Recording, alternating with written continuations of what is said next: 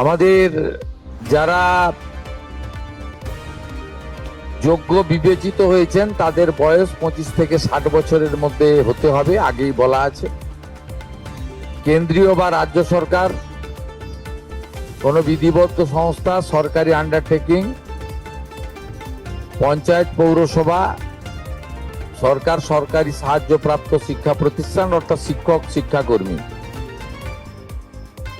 স্থায়ী সরকারি চাকরিতে নিযুক্ত থাকেন বা পেনশনার্স আসবে না যেহেতু 60 ঊর্ধ্ব, এটা ইরেলিভেন্ট। এরা এই বেনিফিটের মধ্যে পড়ছেন না। তাছাড়া যারা আয়কর প্রদান করেন, অর্থাৎ এখন আয়করের ঊর্ধ্বসীমা হচ্ছে 12 লক্ষ টাকা বছরে। 12 লক্ষ টাকা পেরিয়ে গেলে আয়কর দিতে হয়। যে পরিবার আয়কর দেন, অর্থাৎ যার বাৎসরিক আয় 12 লক্ষ টাকা, সেই পরিবার এই কর্মসূচি অন্তর্ভুক্ত হওয়ার সুযোগ পাবেন না।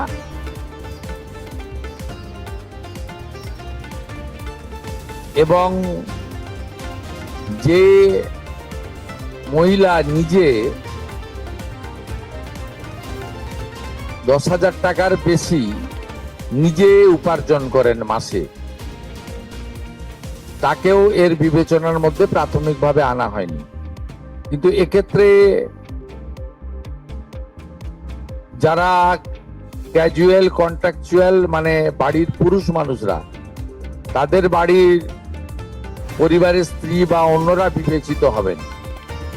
যদি কোনো মহিলা, এটা একটি নারী অর্থনৈতিক সশক্তিকরণের স্কিম, সেক্ষেত্রে যিনি সরাসরি নিজে 10,000 টাকার বেশি উপার্জন করেন তাকে বিবেচনা করা হবে না। 25 থেকে 60-এর মধ্যে যারা 3,000 টাকার কম ভাতা পান, ধরুন উইডো পেনশন 1,500 টাকা এই মাস থেকে হয়েছে, গত মাস পর্যন্ত ছিল 1,000 টাকা, তাদেরকে হায়ারটা দেওয়া হচ্ছে, 3,000 টাকাটাই দেওয়া হচ্ছে অন্নপূর্ণা যোজনাতে। এই ধরনের যত স্কিম 25 থেকে 60 মহিলাদের রয়েছে, যারা 3,000 টাকার কম পান বিভিন্ন ভাতা, তাদেরকে 3,000 টাকার অন্নপূর্ণা যোজনার ভাতাটাই দেওয়া হচ্ছে। এক্ষেত্রে দুটি ক্ষেত্রে আমরা শিথিল করছি। একটা হচ্ছে দিব্যাঙ্গ ভাতা যারা পান, তারা দুটো ভাতাই পাবেন। তারা দিব্যাঙ্গ ভাতা যেটা আগস্ট মাস থেকে 1,500 হয়ে যাবে, সেটাও পাবেন। অন্নপূর্ণা যোজনা 3,000ও পাবেন, শুধুমাত্র ফিজিক্যালি চ্যালেঞ্জদের ক্ষেত্রে। আর পিএম কিষাণ সম্মান নিধির ক্ষেত্রে, এই দুটি ক্ষেত্রে আমরা এটাকে শিথিল রাখছি। এছাড়াও এর আগে যেটা অনেক মহিলার নাম বাদ চলে গেছিল, 3 কক্ষ বিশিষ্ট বাড়ি, এটা গ্রামের ক্ষেত্রে এক্সাম্প করে দেওয়া হয়েছে। গ্রামের ক্ষেত্রে কোনো বাড়ির সংখ্যা রাখা হয়নি, শিথিল করে দেওয়া হয়েছে। অর্থাৎ গ্রামীণ এলাকার মহিলারা এবারে আরো বেশি সংখ্যায় সুযোগ পাবেন। তাদের ক্ষেত্রে, গ্রামীণ ক্ষেত্রে 3 কক্ষ বিশিষ্ট বাড়ি, যেটা জুলাই মাসে ওই ক্রাইটেরিয়াটা থাকার কারণে অনেকে বঞ্চিত হয়েছেন, এবারে আর বঞ্চিত তারা হচ্ছেন না। এবং শুধুমাত্র জমির পরিমাণের ক্ষেত্রেও যে 7টি কর্পোরেশন রয়েছে, সেখানে শুধুমাত্র 50 ডেসিমেলের বেশি জমির মালিকানা যারা কর্পোরেশন এলাকা, কলকাতা, হাওড়া কর্পোরেশন এলাকা 7টি, পৌর এলাকা এবং গ্রামীণ এলাকাতে ছাড় দেওয়া হয়েছে জমির পরিমাণের ক্ষেত্রে। এর ফলেও আরো অধিক সংখ্যক মহিলা, গ্রামীণ মহিলারা বিশেষ করে, এবারে আপনার অর্থ পাওয়ার ক্ষেত্রে সুযোগ পাবেন। আমরা সরকারি অর্থ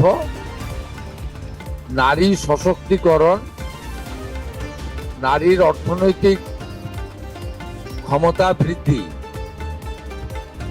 এই লক্ষ্য রেখে প্রকৃত প্রাপকদেরকে আমরা দেব এবং প্রাথমিকভাবে সংখ্যাটা 17 তারিখে মাননীয় মন্ত্রী মালতী রায় মহোদয় আপনাদের জানিয়ে দেবেন।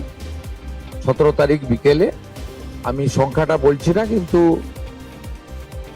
যে কয়েক লক্ষ মহিলা তারা জুলাই মাসে অর্থ থেকে বঞ্চিত হয়েছিলেন, এই 3 কক্ষ বিশিষ্ট বাড়ি বা জমির পরিমাণ ইত্যাদির কারণে তাদের ম্যাক্সিমামটাই এবারে আমরা সংযুক্ত করে দিয়েছি। তাই আমি বিশ্বাস করি যে আগস্ট মাসে প্রদেয় অর্থে 100% না হলেও 99% প্রকৃত প্রাপকদের হাতে আমরা পৌঁছে দিতে পারব। এবং এর সাথে সাথে অভিযোগ পোর্টালও চালু করে দেবেন, যে অভিযোগ পোর্টালেও আমাদের দপ্তরের গাইডলাইনের বাইরে গিয়ে কেউ যদি পেয়ে থাকে আপনারা তথ্য দিয়ে সাহায্য করবেন রাজ্য সরকারকে। আর এই গাইডলাইনের মধ্যে থাকা কোনো দিদি বা বোন যদি বঞ্চিত হন, তিনিও আপনারা আবেদন করবেন এবং এটা কন্টিনিউয়াস প্রসেসের মধ্যে থাকবে। এবং আমরা বিশ্বাস করি আগস্ট মাসে যে তালিকা হবে, এই তালিকা আপনারা সবাই অ্যাপ্রিসিয়েট করবেন এবং প্রত্যেক মাসে দ্বিতীয় সপ্তাহে, যেহেতু সরকারের নিজস্ব তহবিল থেকে এটা দিতে হবে এবং টাকার অ্যামাউন্টটাও খুব বড়, অ্যামাউন্টটা যথেষ্ট বড়। আমরা নিজেরাই 17 তারিখে ট্রান্সফার হওয়া টাকার সঙ্গে 3000কে গুণ করলে নিজেরাই দেখতে পাবেন যে কত বিরাট পরিমাণ অর্থ সম্পূর্ণ পশ্চিমবঙ্গ সরকারের অর্থ থেকে দেওয়া হচ্ছে।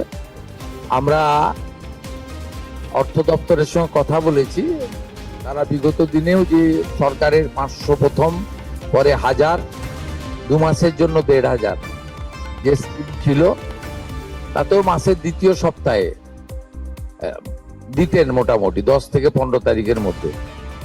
এক্ষেত্রেও প্রত্যেক মাসে 10 থেকে 15 তারিখের মধ্যে